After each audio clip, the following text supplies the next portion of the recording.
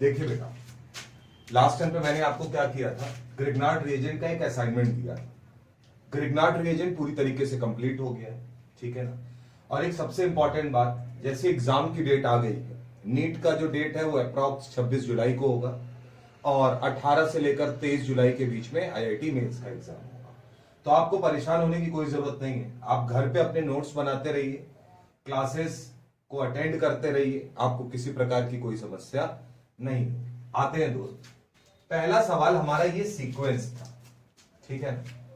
अब सवाल हम कैसे करें, क्योंकि अब हम लोग मेन पार्ट ये जो पढ़ा है क्या हम उसका यूज कर पा रहे हैं उसकी बात करते हैं। आपने घर पे लगाया होगा, आप देखिएगा, मैच करिएगा कि क्या आपकी और हमारी ट्यूनिंग आपस में मैच कर रही है। देखते हैं। अब अगर मुझे इस सवाल को करना है तो इस सवाल की स्टार्टिंग पॉइंट ये होते हैं ऐसे सवालों में कि आपको याद रखना है कि प्रोडक्ट क्या बना था। जहां से हमें कुछ दिया है तो क्या हमारा प्रोडक्ट जो है वो ये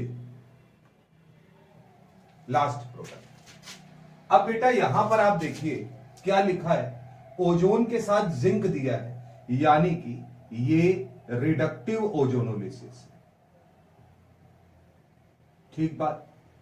अब यार एक बात बताओ, क्या मैंने बताया था कि ओजोनोलिसिस अगर हम कराएंगे तो एल्कीन का या एल्काइन का ओजोनोलिसिस कराते हैं। बात को समझिएगा, एल्कीन या एल्काइन का ओजोनोलिसिस कराएंगे और अगर रिडक्टिव ओजोनोलिसिस कराएंगे तो एल्डिहाइड या कीटोन बनेगा। लेकिन मैंने आपको एक बात बताई थी, अगर कभी, इंपॉर्टेंट बात है बेटा, अगर कभी सिंगल प्रोडक्ट बनता है तो इसका मतलब है सिमेट्रिकल एल्कीन या एल्काइन रहा हो। क्या?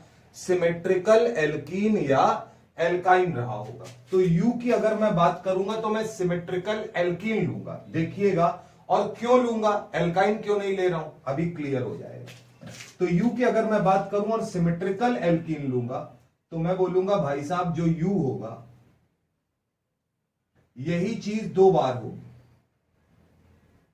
और इनके बीच में डबल बॉन्ड होगा, ये हमारा यू होगा। ठीक बात है। आपके मन में सवाल होगा, सर सिमेट्रिकल एल्कीन क्यों लिया, एल्काइन क्यों नहीं लिया, और क्या पढ़े थे, डबल बॉन्ड तोड़ दो, ऑक्सीजन जोड़ दो, तो इससे यही चीज दो बार बनेगी। तो पेपर में वो दो बार लिख के नहीं देगा। अगला, एल्यूमिनियम ऑक्साइड, याद रखना है एल्यूमिनियम ऑक्साइड और हीट अगर दिया है तो इसका मतलब होता है डिहाइड्रेशन। डिहाइड्रेशन का मतलब होता है वाटर निकाल देता है ये सिस्टम से। तो अगर वाटर निकालता है तो एक जगह से OH और एक जगह से H लेता है, लेकिन जहां से H और OH लेता है वहां डबल बॉन्ड आता है। तो एक बात बताओ, अगर डबल बॉन्ड यहां आया है तो W में मैं ये बोल सकता हूं, समझिएगा, यहां डबल बॉन्ड था, ये डबल बॉन्ड अगर मैं हटा लूं यहां पे, बात समझना, तो क्या एक जगह पे H लगा होगा और एक जगह पे OH लगा होगा, ये हमारा W। अगर आप H और OH हटाएंगे तो वाटर निकल जाएगा और U बनेगा। ठीक बात। Z की बात कर रहे हैं, सुनिएगा, Z कीटोन से रिएक्ट करके ये बना रहा है। सुनते चलिए, बहुत इंपॉर्टेंट है, यहीं से सवाल आ जाएगा। एक बात मुझे बताओ, कीटोन पर जब हम रिएक्शन करा रहे हैं तो Mg ईथर से करा रहे हैं, तो एक बात तो पता है कि जो Z होगा वो Z 100% ग्रिग्नार्ड रिएजेंट होगा। Z क्या होगा? ग्रिग्नार्ड रिएजेंट होगा। और अगर Z ग्रिग्नार्ड रिएजेंट होगा तो ये बताओ, ग्रिग्नार्ड रिएजेंट का जो रिएक्शन होता है वो इस तरीके से होता है, ये बॉन्ड ब्रेक होता है, और बॉन्ड अगर ब्रेक हुआ तो सिंपल सी बात है, यहां हाइड्रोलिसिस नहीं लिखा है, मान के चलेंगे। तो अगर ये बॉन्ड ब्रेक हुआ तो यहां O- आएगा और यहां पे आके, यानी इस कार्बन पे कोई चीज आके एल्किल की तरीके जुड़ जाएगी। तो ये बताइए, ये अगर मैं ऑक्सीजन मान लूं तो क्या ये पार्ट आके जुड़ा होगा? तो अगर मैं आपसे कहूं कि जो Z है, अब थोड़ा दिमाग लगाएंगे तो आपको चीजें बिल्कुल क्लियर हो जाएंगी। अब यहां से आपको सोचना है, Z जो होगा वो इस तरीके का मतलब मॉलिक्यूल होगा, यहां पे -MgBr प्लस। देखिएगा, अब अगर ये यहां जाके अटैक करे तो जरा देखिएगा, ये इसके ऊपर अगर अटैक करेगा तो क्या ये जाके यहां पे रुक जाएगा और यहां पे ये रिंग होगी और ये O माइनस होगा और MgBr प्लस होगा जो हाइड्रोलिसिस कराने पे W दे देगा। अब अगर Z ग्रिग्नार्ड रिएजेंट है हमारा, देखिएगा Z क्या है, ग्रिग्नार्ड रिएजेंट है, तो क्या Mg ईथर है, यानी एल्किल हैलाइड तो यही लिया होगा, तो क्या आपने जो एल्किल हैलाइड कंसीडर किया होगा वो यहां Br लिया होगा, तभी तो MgBr बना होगा। बोलो भाई, Br2H, इसका नाम क्या होता है, ये क्या करता है, मोनोब्रोमिनेशन करेगा। मोनोब्रोमिनेशन हम कंसीडर करेंगे। मोनोब्रोमिनेशन का मतलब क्या होता है, एक H हटेगा और उसकी जगह Br आएगा, तो जहां Br था वहां H रहा होगा, तो X आपका क्या रहा होगा, साइक्लोपेंटेन। ये आपके मॉलिक्यूल हैं और इस तरीके से आपको चीजों को इलेबरेट करना है, तो ध्यान रखना। आप रोक के वीडियो बाकायदा इसको नोट कर लेंगे, एक एक चीज ध्यान रखेंगे। आते हैं अगले सवाल, क्वेश्चन नंबर 2, सबसे इंपॉर्टेंट बात, ग्रिग्नार्ड रिएजेंट दिया है, क्या यहां पार्शियल निगेटिव और MgBr पे पार्शियल पॉजिटिव। सवाल क्या पूछा गया, the number of methane gas formed in this reaction.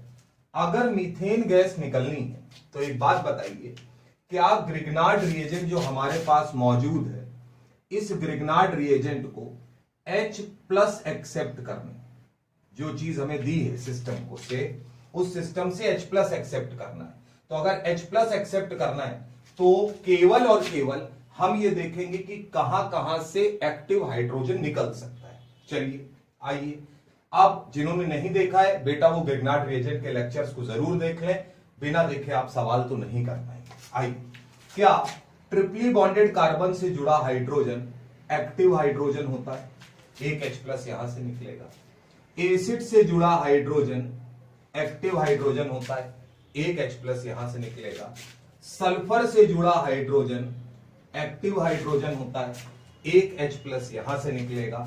और थोड़ा सा दिमाग अगर आप लगाएं दोस्त, तो यहां आपको याद रखना है ये क्या NH2 दिया हुआ है, और अगर NH2 दिया है तो नाइट्रोजन से जुड़ा हाइड्रोजन भी क्या एक्टिव हाइड्रोजन होता है, बोलिए। तो हमें केवल मीथेन की बात की गई है, यानी कि हम ग्रिग्नार्ड रिएजेंट के केवल उतने मॉलिक्यूल की बात करेंगे जो H प्लस एक्सेप्ट करें, उसके आगे की रिएक्शन की बात नहीं करेंगे, यानी एसिड बेस रिएक्शन की बात करेंगे, इलेक्ट्रोफाइल न्यूक्लियोफाइल रिएक्शन की बात नहीं करेंगे। जिन्होंने लेक्चर देखा है उन्हें मेरी बात समझ में आ रही है। तो ये बताइए कितने H प्लस निकल सकते हैं, 1 2 3 4 5, 5 H प्लस अगर निकलेंगे तो बेटा ग्रिग्नार्ड रिएजेंट तो अपने पास बिल्कुल भरा हुआ है बोरियों में, तो इसका मतलब 5 H प्लस को ये अगर एक्सेप्ट करेगा, 5 मॉलिक्यूल इसके यूज करेगा, तो इसका मतलब जो मीथेन है वो कितने मोल बन जाएगा, 5 मोल CH4 गैस फॉर्म। तो जिन्होंने ये लगाया होगा उन्होंने बिल्कुल सही लगाया। तो ये हुआ क्वेश्चन नंबर 2। आगे चलते हैं दोस्त क्वेश्चन नंबर 3 की तरफ। आइए, सवाल में इंपॉर्टेंट बात समझिए, क्या ये कीटोनिक पार्ट है और क्या ये एसिड एनहाइड्राइड पार्ट है। सुनते जाइएगा, बढ़िया सवाल है। क्या बनेगा वो बात की बात है। पहले मुझे ये बताइए, हमारे पास ग्रिग्नार्ड रिएजेंट कितना दिया है, 1 मोल, मतलब एक ही है। तो अब ये बताओ, क्या पहला सवाल ये आएगा, इन दोनों में से किस फंक्शनल ग्रुप के ऊपर ग्रिग्नार्ड रिएजेंट रिएक्ट करे, क्योंकि ग्रिग्नार्ड रिएजेंट जो है वो किस में है, लिमिटिंग में, यानी कि कम मात्रा में दिया हुआ है। अब मुझे एक बात सिर्फ आप इतनी बता दीजिए, अगर मैं आपसे बात करूं तो कार्बोनिल का कार्बन, इस पे पार्शियल पॉजिटिव चार्ज होता है, और एनहाइड्राइड का बेटा ये कार्बन, क्या इसके ऊपर भी पार्शियल पॉजिटिव चार्ज होता है। सुनिएगा, ग्रिग्नार्ड रिएजेंट के पास CH3 माइनस मौजूद है, यानी न्यूक्लियोफाइल मौजूद है। ये न्यूक्लियोफाइल उस जगह पर अटैक करेगा जहां पर पॉजिटिव चार्ज ज्यादा होगा। थोड़ा दिमाग लगाइए, क्या ऑक्सीजन का लोन पेयर रेजोनेंस से इस पॉजिटिव चार्ज को घटा रहा है, बोलो बेटा, और यहां पे पॉजिटिव चार्ज जितना है उतना ही। तो ये बताइए हमारा न्यूक्लियोफाइल कौन से CO ग्रुप के ऊपर आसानी से अटैक कर सकता है। तो जवाब आएगा कि भैया हमारा जो C माइनस है CH3 माइनस, वो अटैक करेगा इस कार्बोनिल पर और इस बॉन्ड को, CO बॉन्ड को ये ब्रेक करेगा। तो याद रखिएगा, आपको जो अटैक कंसीडर करना है बेटा वो यहां पर, यही सवाल की जान है। चलिए, तो इसका मतलब इस पर कोई अटैक नहीं है, ठीक है।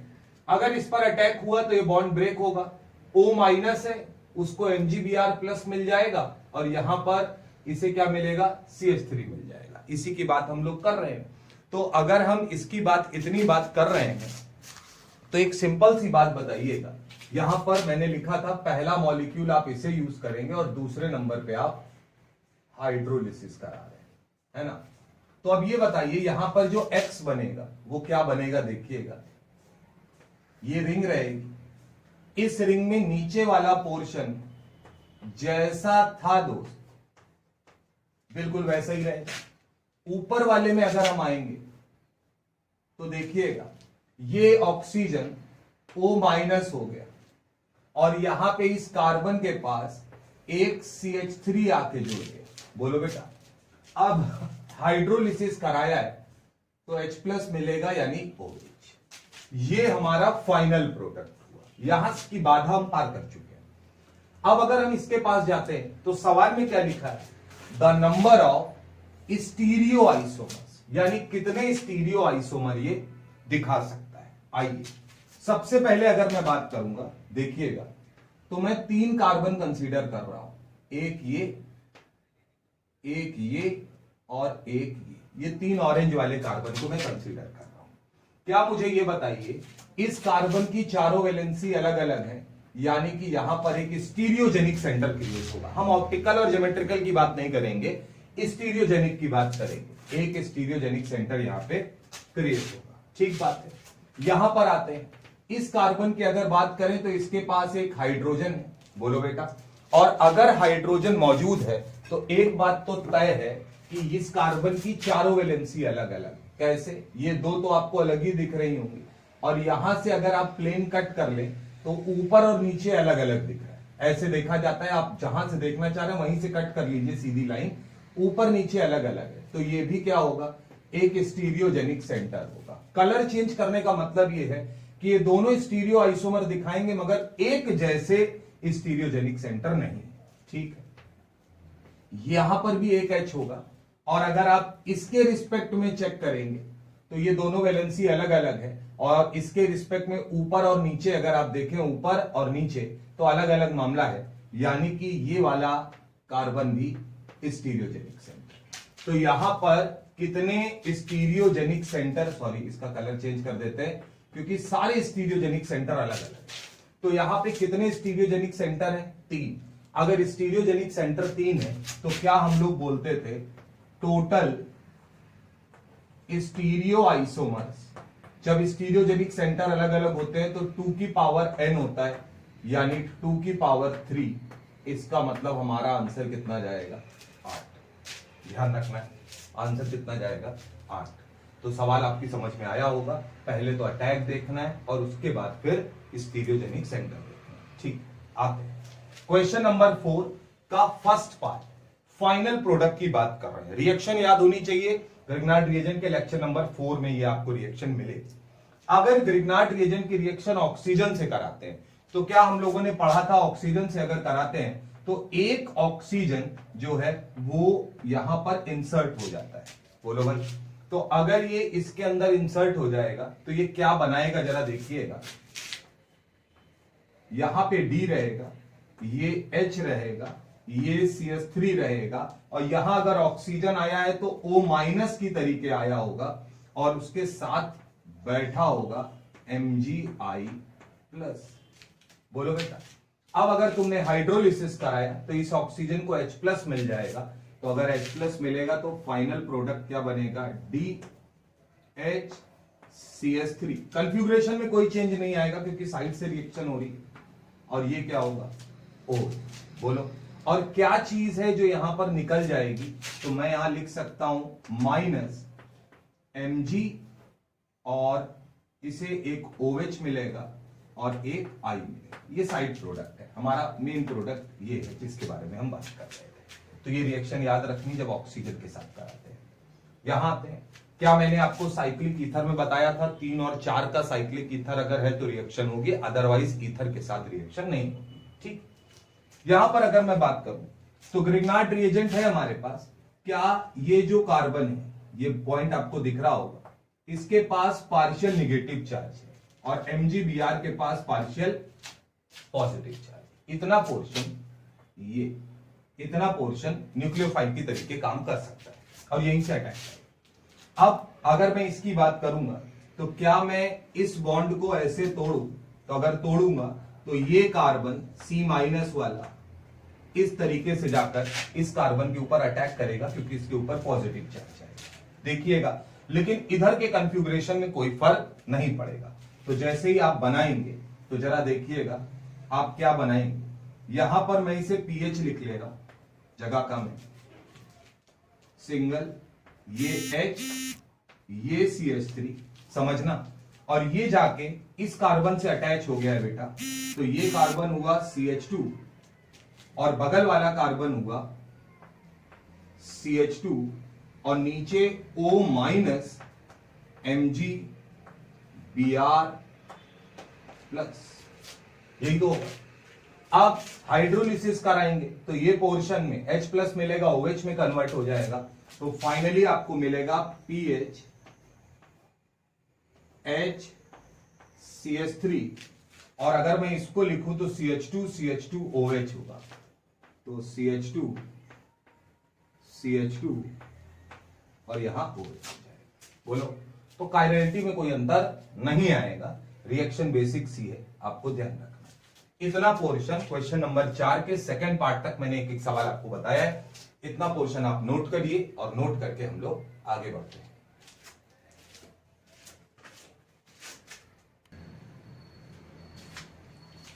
चलते हैं बेटा, क्वेश्चन नंबर 4, 2 पार्ट कर चुके हैं, थर्ड पार्ट की बात करते हैं। CH3 MgBr से रिएक्शन हुई, बिल्कुल बेसिक पे रहेंगे। एक बात बताइए, क्या ये हमारा न्यूक्लियोफाइल है? बोलो, तो मैं ये बोल सकता हूं कि ये CO बॉन्ड अगर ब्रेक करेगा, बोलो, तो क्या ये न्यूक्लियोफाइल इसके ऊपर अटैक करेगा? और अगर ये इसके ऊपर अटैक करेगा तो यहां से ये बॉन्ड ब्रेक हो जाएगा, यही तो होगा। हम लोगों ने रिएक्शन भी पढ़ी। तो अगर हम इस तरीके से करते हैं तो यहां पे ये डबल बॉन्ड O रहेगा, ये वाला बॉन्ड क्योंकि ब्रेक हो चुका है तो इसको मैं लिख देता हूं O- और यहां MgBr प्लस आके खड़ा हो। यहां पर अगर मैं बात करूंगा तो ये डबल बॉन्ड O होगा और इसके पास CH3 आ चुका होगा। इस तरीके से ये कंपाउंड फॉर्म हो गया होगा। अब यार यहां पर इंपॉर्टेंट बात फिर से वही आने वाली है, वो ये है कि अगर आप ये रिएक्शन यहां पर कराने जा रहे हैं तो आपके दिमाग में तुरंत एक चीज ये आनी चाहिए, मैंने वहां पर ये बात लिख भी रखी है कि ये बात आनी चाहिए कि यार आप ये तुरंत बोलेंगे कि सर ये बताइए, अब हमारे पास 2 CO ग्रुप है और हम लोगों ने अभी पीछे एक सवाल किया है, यहां पर हमारे पास फिर से न्यूक्लियोफाइल PH- मौजूद, हम किस पर अटैक करें? तो एक बात बताओ, पार्शियल पॉजिटिव चार्ज अगर यहां पे मानते हो इस कार्बोनिल पर, तो क्या ऑक्सीजन का रेजोनेंस उसे कम करेगा? तो इसका मतलब हम अभी भी अटैक कार्बोनिल पर ही कराएंगे,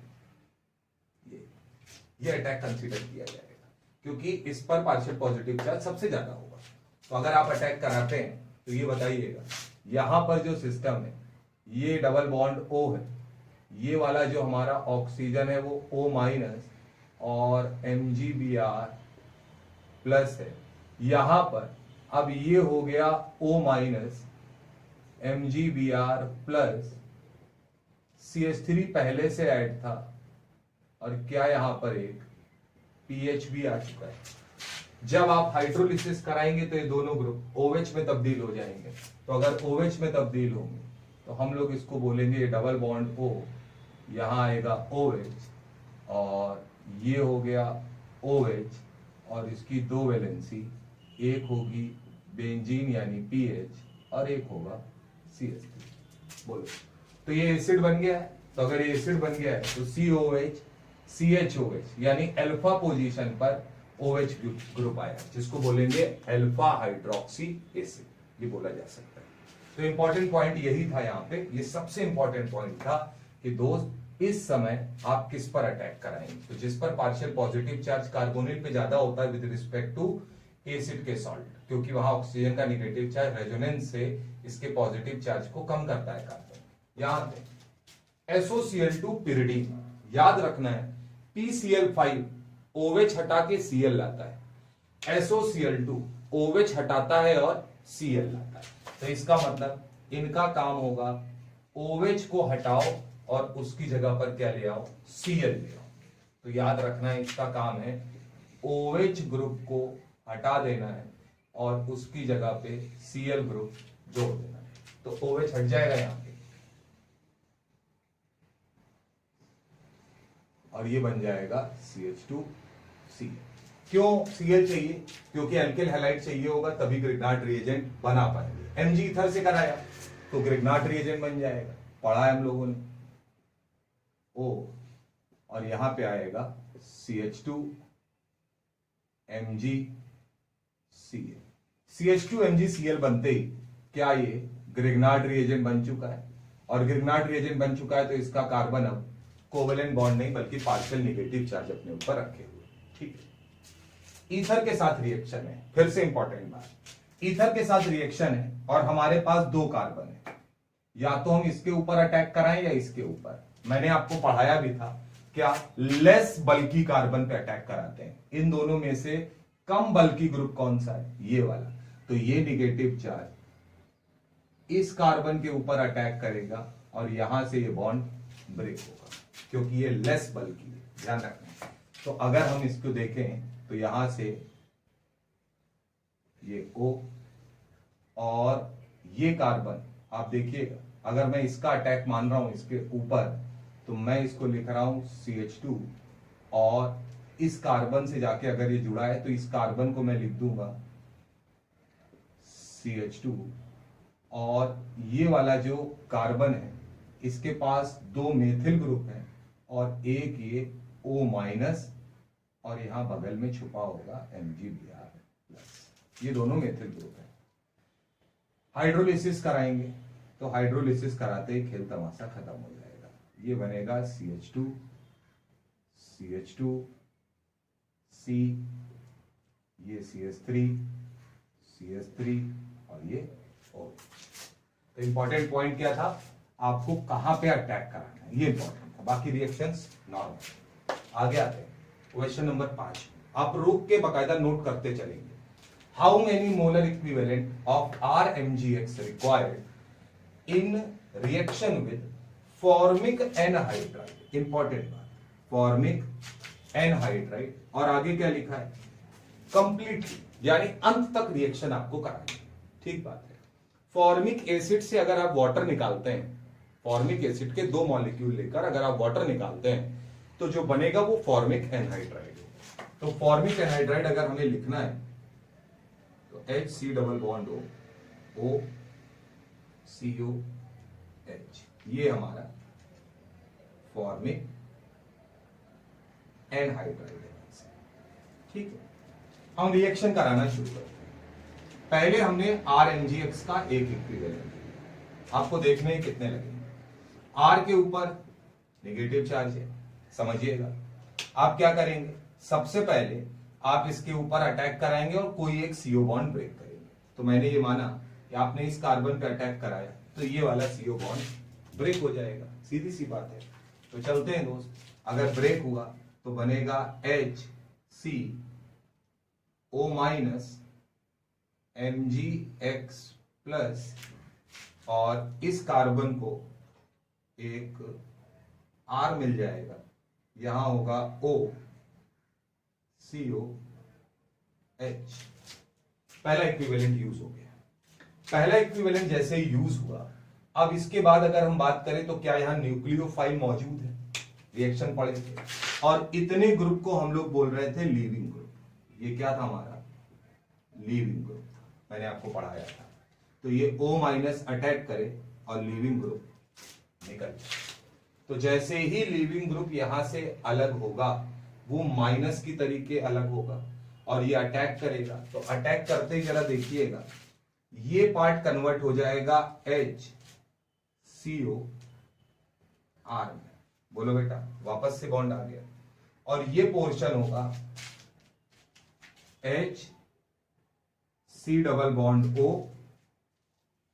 O माइनस MgX प्लस। ये दो चीजें यहां पर बनी। अब आप मुझे एक बात बताइए, क्या ये कीटोन बना है? अगर ये कीटोन बना है, अब ये दोनों अलग अलग बने, लेकिन हमें कंप्लीटली रिएक्शन की बात करनी, तो आपके दिमाग में होना चाहिए कि आप लास्ट तक रिएक्शन कराएं। तो अगर हम लास्ट तक रिएक्शन कराने की बात कर रहे हैं, तो ये बताइए, अगर मैं इसके ऊपर बात करूंगा तो क्या अभी भी RMgX का R माइनस जो है वो इस कार्बन के ऊपर अटैक करे और ये CO बॉन्ड ब्रेक कर दे, तो दूसरा इक्विवेलेंट आ गया। जैसे ही अटैक करेगा, ये बन जाएगा CO माइनस MgX प्लस, और एक R ये था, एक R ये। तो भाई साहब, अभी तक दो इक्विवेलेंट यहां पर यूज हो चुके हैं, ठीक है ना?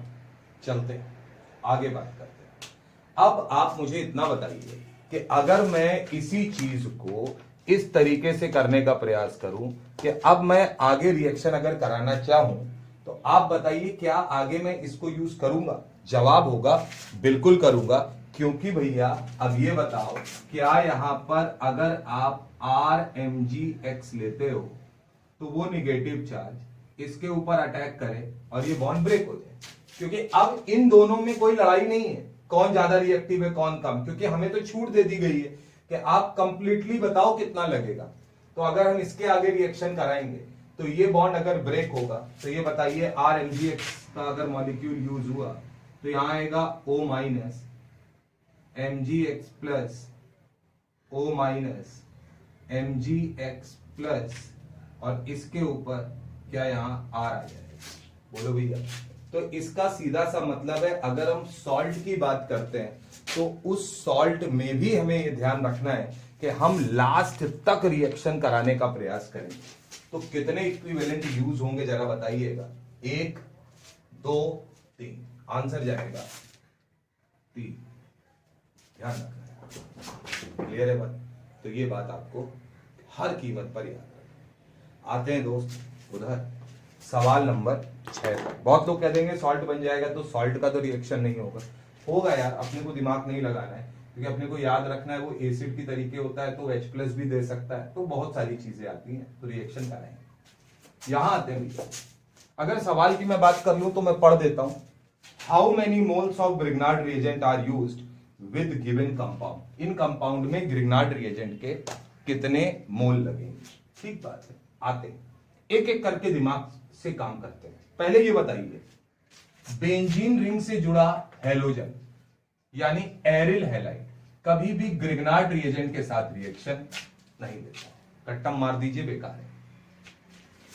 ईथर 3 का साइकिल या 4 का साइकिल रिएक्शन करता है, नॉर्मल ईथर कभी रिएक्शन नहीं देता। इन दोनों को देखने की कोई जरूरत ही नहीं है। चलिए, नॉर्मल एल्किल हैलाइड अगर हम यूज करेंगे तो क्या इस एल्किल हैलाइड पर हम ग्रिग्नार्ड रिएजेंट का एक इक्विवेलेंट यूज कर सकते हैं? बिल्कुल कर सकते हैं। एक यहां लगे SH, पीला गोला देखिए, H प्लस निकालना है, एक इक्विवेलेंट यहां लगा सकते हैं, ठीक बात है। ईथर में क्या बॉन्ड ब्रेक करते थे और कार्बन के ऊपर अटैक कराते थे? एक इक्विवेलेंट यहां लगा सकते हैं, बोलो भैया।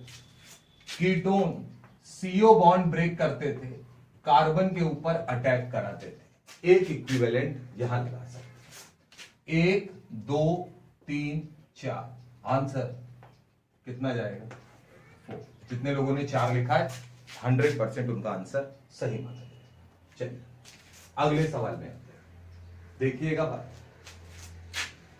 एल्काइन दिया, टर्मिनल एल्काइन, H प्लस निकालना है, एक इक्विवेलेंट लगेगा यहां पे, कोई दिक्कत वाली बात नहीं। एल्कीन के साथ कोई रिएक्शन कभी करता नहीं। नाइट्रोजन के पास 2 H हैं, दोनों H प्लस की तरीके लग सकते हैं, निकल सकते हैं, एक एक इक्विवेलेंट लगेगा, दोनों H प्लस को निकाल लेंगे। तो 1 2 3 अब तक लग चुका है, ठीक है। यहां एमाइड है, एमाइड में जरूर देखना है कि हाइड्रोजन है या नहीं। हाइड्रोजन नहीं है तो इसका मतलब H+ तो नहीं निकलेगा, लेकिन क्या CO बॉन्ड ब्रेक होगा, और बॉन्ड ब्रेक होगा तो कार्बन पे एक इक्विवेलेंट लगेगा, एक R- अटैक कर सकता है। तो भाई साहब 1 2 3 4 अभी तक का जो मामला है अपना, उस सिचुएशन में हम लोग इतना तो बोल ही सकते हैं कि अभी हमारा कितना लग गया है, 4 तो लग ही गया है। यहां तक तो किसी प्रकार की कोई समस्या नहीं, ठीक बात है। आगे आते हैं। अब यहां पे हम लोगों ने इतना तो पढ़ा था, सुनते चलिएगा। एक बात मुझे ये बताइए, जो कार्बोनिल होता है, उस कार्बोनिल में अगर मैं बात करूं तो क्या उस कार्बोनिल में, खुद सोचिएगा, जब मैं यहां पर एक इक्विवेलेंट लगा दूंगा तो ये O- Mgx+ बन जाएगा, और O- बन गया तो हम ये मानकर चल रहे हैं कि हम इसके आगे हाइड्रोलिसिस नहीं करा रहे हैं, तो इसलिए यहीं पर खत्म हो जाएगा, ठीक है। अगर हाइड्रोलिसिस कराते तो OH कंसीडर करते। यहां आ जाओ बेटा, यहां पर अगर मैं बात करूंगा तो जरा मुझे बताइएगा, क्या एक इक्विवेलेंट इस CO बॉन्ड को ब्रेक करने में लगेगा? लगेगा। ये लीविंग ग्रुप जब यहां से लीव कर रहा होगा तब एक इक्विवेलेंट यूज होगा यहां पर, बोलो भाई। और इसी प्रकार से जब ये लीविंग ग्रुप यहां से निकल रहा होगा तब एक इक्विवेलेंट यहां पर यूज होगा, बिल्कुल यूज होगा। तो अब आप मुझे इतना बताइए कि अगर मैं इस सिचुएशन में बात करूंगा तो क्या 3 इक्विवेलेंट यहां पर 100% यूज हो जाएंगे बिना किसी समस्या के, बहुत आराम से यहां पर ये यूज हो जाएगा। क्लियर है बात? अब यार एक बात ये बताइए, अब अगर आप जोड़ें तो 1 2 3 4 5 6 7 आंसर आ जाए। सुनते चलिएगा बहुत गौर से। एक बात बताइए दोस्त, क्या यहां पर जो गलती हो, लीविंग ग्रुप है? बोलो भैया। तो अगर ये लीविंग ग्रुप है तो जब ये लीव कर रहा होगा तो क्या एक इक्विवेलेंट और लगेगा यहां पर? बिल्कुल लगेगा। खुद सोचिए, CONH2 है तो कभी भी कार्बन डेरिवेटिव अगर होंगे एसिड के तो हमेशा 2 इक्विवेलेंट लगेगा। एसिड में 1 लगेगा, एमाइन में जितने H+ होंगे उतना लगेगा। ईस्टर है, साइक्लिक एनहाइड्राइड टाइप का मॉलिक्यूल है। अब हमें दोनों तरफ से तोड़ना है तो ये 2 लिविंग ग्रुप मानना, 1 लगेगा। CO बॉन्ड को ब्रेक करना है, 1 लगेगा, तो 3 यहां लगेंगे। तो टोटल दोस्त कितने लगेंगे? 8। 2 यहां लगे, 2 यहां, 4 3 7 और 1 8। 8 सही जवाब जाएगा, 7 सही नहीं जाएगा। लिविंग ग्रुप भी आपको निकालना है। इधर आते हैं, क्वेश्चन नंबर 7। क्या लिखा है? मैग्नीशियम। अगर मैग्नीशियम लिखा है तो इसका मतलब ग्रिग्नार्ड रिएजेंट बनाओ। ग्रिग्नार्ड रिएजेंट अगर बनाना है तो मैग्नीशियम क्या इस Br के साथ रिएक्ट करेगा, और अगर रिएक्ट करेगा तो क्या बनाएगा? HC triple bond C CH2। अब यहां आएगा माइनस और MgBr प्लस, ये होगा। आपको लगेगा तो ठीक है, कोई दिक्कत ही नहीं। अब मुझे ये बताओ, सुनते जाना, अगर सिस्टम में, क्योंकि एक ही इक्विवेलेंट था, 2 होता तो यहां से H+ भी निकालता, लेकिन क्या ट्रिपली बॉन्डेड कार्बन से जुड़ा H+ की तरीके निकल सकता है? बिल्कुल निकल सकता है। और हमारे पास सिस्टम में RMgx यानी ग्रिग्नार्ड रिएजेंट उसी मॉलिक्यूल के अंदर मौजूद। तो ये बताओ, क्या ये इस सिस्टम से, यानी कि इस H को H+ की तरीके अट्रैक्ट कर सकता है? बिल्कुल कर सकता है। और H+ लेना कहलाता है एसिड बेस रिएक्शन, तो इसे बोलेंगे इंट्रामोलिकुलर, अच्छी रिएक्शन है, याद रखना है, इंट्रामोलिकुलर एसिड बेस रिएक्शन। क्या बोलेंगे? Intramolecular acid base reaction. अंदर ही अंदर अपना काम कर लेगा। एक इक्विवेलेंट दिया है तो ये बताओ, ये कार्बन माइनस हो गया, ट्रिपल बॉन्ड C CH2, और CH2 को क्या वो H मिला है जो उधर से निकल के आया था, ये माइनस है, तो क्या यहां पर MgBr प्लस आके बगल में बैठ जाएगा। यानी एक इक्विवेलेंट लेने से पहले तो हमने Mg लिया था, एक MgBr नहीं लिया है, RMgx नहीं लिया है, पहले ग्रिग्नार्ड रिएजेंट बनाएंगे। ग्रिग्नार्ड रिएजेंट जैसे ही बना, बनते ही अब पहले हम बाहर से लेते थे, यहां सिस्टम में ही मौजूद है, तो अगर ये मौजूद है और बगल में कोई ऐसी चीज है जो H+ निकाल सकती है, तो इंट्रामोलिकुलर एसिड बेस रिएक्शन होगा, वो H+ निकाल पाएगा। या कल को अगर सिस्टम में कोई ऐसी चीज मौजूद है जिस पर वो अटैक कर सकता है न्यूक्लियोफाइल की तरीके, तो वो उसी पर न्यूक्लियोफाइल की तरीके अटैक भी कर जाएगा। तो ये याद रखना है। ये हमारे 7 सवाल हो गए, इनको नोट करिए। आगे के 3 सवालों के बारे में बात करते हैं।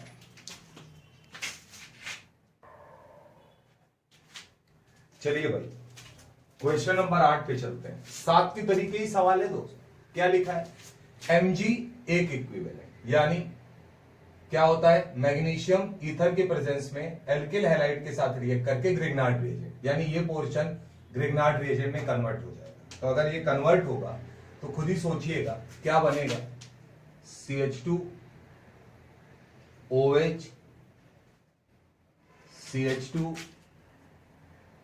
CH2 minus MgBr plus.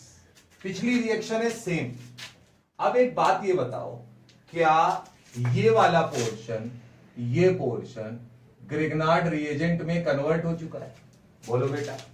अब अगर ये ग्रिग्नार्ड रिएजेंट में कन्वर्ट हो चुका है तो मुझे ये बताओ, सिस्टम में पहले पिछले सवाल में 7वें में C ट्रिपल बॉन्ड CH के पास H+ था, क्या ये H+ की तरीके निकल सकता है? और अगर निकल सकता है तो इंट्रामोलिकुलरली ये इस H+ को निकालेगा, जिसे बोलेंगे इंट्रामोलिकुलर एसिड बेस रिएक्शन, जैसे पीछे बोले।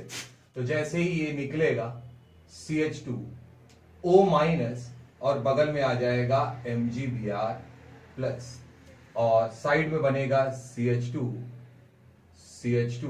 और क्या इसको यही वाला H+ मिला, यानी ये CH3 में कन्वर्ट।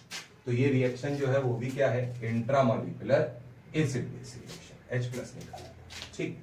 अगला question number 9, X times pH MgBr, यानी कितने X लगेंगे, ये पूछा गया है आपसे। देखिएगा, एक बात बताइए, क्या सबसे पहले इस H को H+ की तरीके निकालने में 1 लग जाएगा? क्लियर है? देखते चलिएगा। इस CO बॉन्ड को ब्रेक करेंगे, इस कार्बन पे न्यूक्लियोफाइल की तरीके अटैक करने में 1 लग जाएगा। बोलो। ईस्टर यानी कार्बन के एसिड के डेरिवेटिव अगर है तो हम लोग क्या बोलते थे? इस CO बॉन्ड को ब्रेक करने में 1 लगेगा, इस लीविंग ग्रुप को भगाने में 1 लगेगा। 1 2 3 4, यानी X का वैल्यू कितना आया? 4। क्लियर? मैं आपके सामने प्रोडक्ट भी लिख देता हूं, देखिएगा। यहां से H+ की तरीके निकलेगा तो क्या H+ निकाल लेगा ये? तो अगर ये H+ निकालेगा तो क्या pH माइनस है, प्रोडक्ट देखिएगा क्या क्या बनेंगे, बढ़िया प्रोडक्ट है, मजा आ जाएगा आपको। pH माइनस H+ निकालेगा तो क्या एक प्रोडक्ट बेंजीन बन जाएगा, बेंजीन भी बनेगा यहां।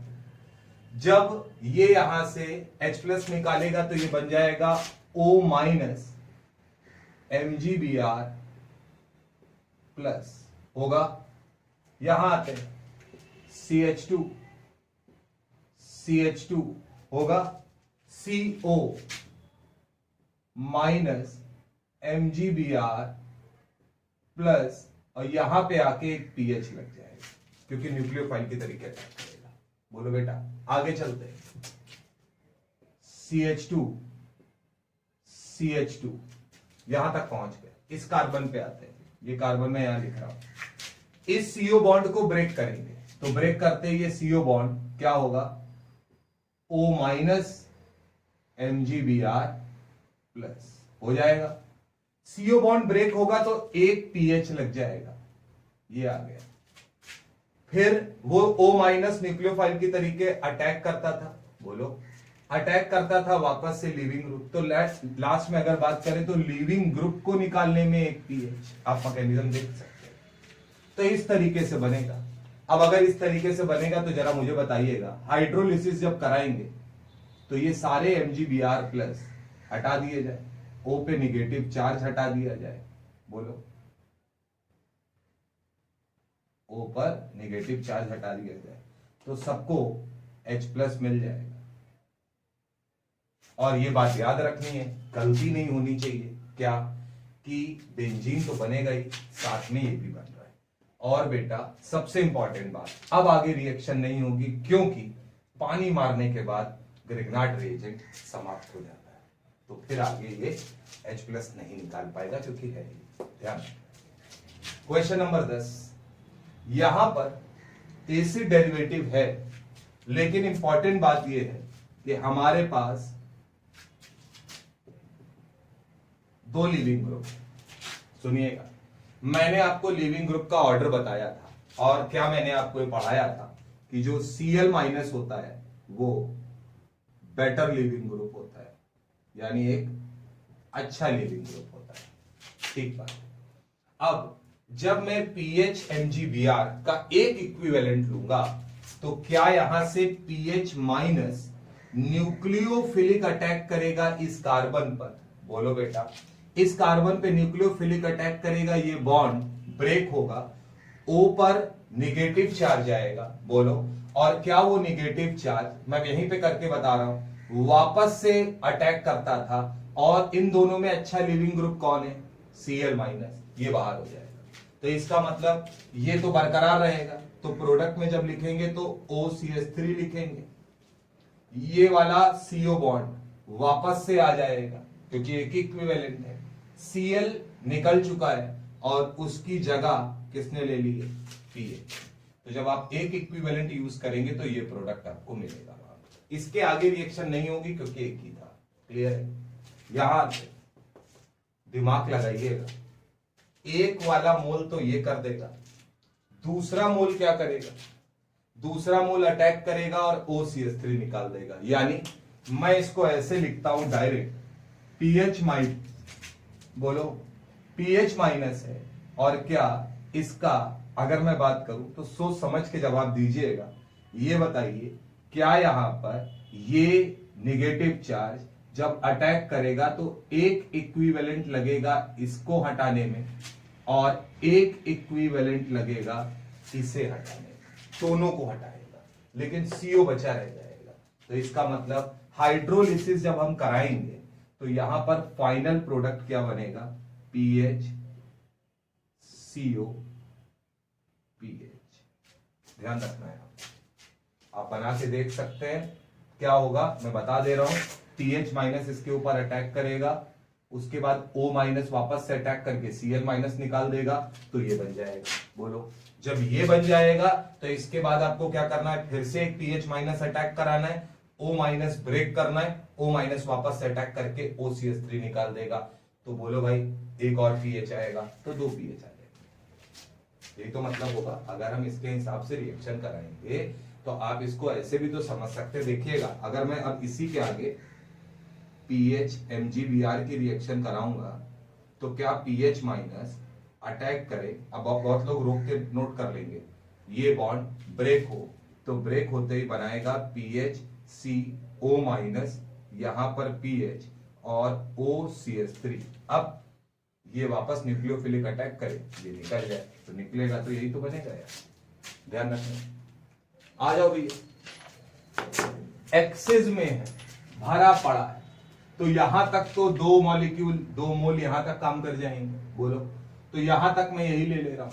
तो अगर मैं बात करूंगा तो क्या होगा? एक इक्विवेलेंट यहां लगेगा इसे निकालने में, एक इक्विवेलेंट इसे निकालने में, और एक इक्विवेलेंट आप इस पर भी तो अटैक कर जाएगा। यानी लास्ट में अगर ये बना तो क्योंकि हमारे पास ग्रिग्नार्ड रिएजेंट खत्म हो गया था, अब खत्म नहीं, तो वो तीसरा इक्विवेलेंट जब अटैक करेगा तो क्या बनेगा? PHC PH PH, और हाइड्रोलिसिस करा दिया है तो यहां क्या आएगा?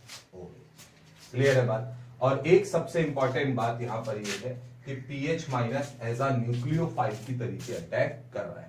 अब यार एक बात मुझे इतना बता दो, हाइड्रोलिसिस करा दिए यानी कि अब कोई खतरा OH के ऊपर नहीं। तो इस सिचुएशन में बात करें तो 3 डिग्री अल्कोहल फाइनल प्रोडक्ट के रूप में आपको दिखेगा। यहां पर इस केस में कीटोन दिखेगा, और अगर आपने ये पहला वाला केस लिया तो इस केस में आपको ईस्टर मिलेगा, ये आपका प्रोडक्ट होगा।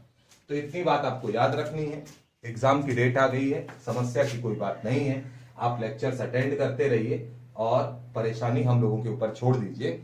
आप घर पे उसी तरीके पढ़ते रहेंगे जैसा आप क्लास में पढ़ते थे, ठीक है ना। तो ध्यान रखिएगा, जिम्मेदारी आपकी है, असाइनमेंट दिया जाए तो आप उसको करिए, और अगर आपसे कुछ छूट रहा है तो आप उसको तुरंत, जैसे अब ये 10 सवाल थे, इन 10 सवालों को कॉपी में आपको फिर से अच्छे से कर लेना है, ठीक है ना। धन्यवाद।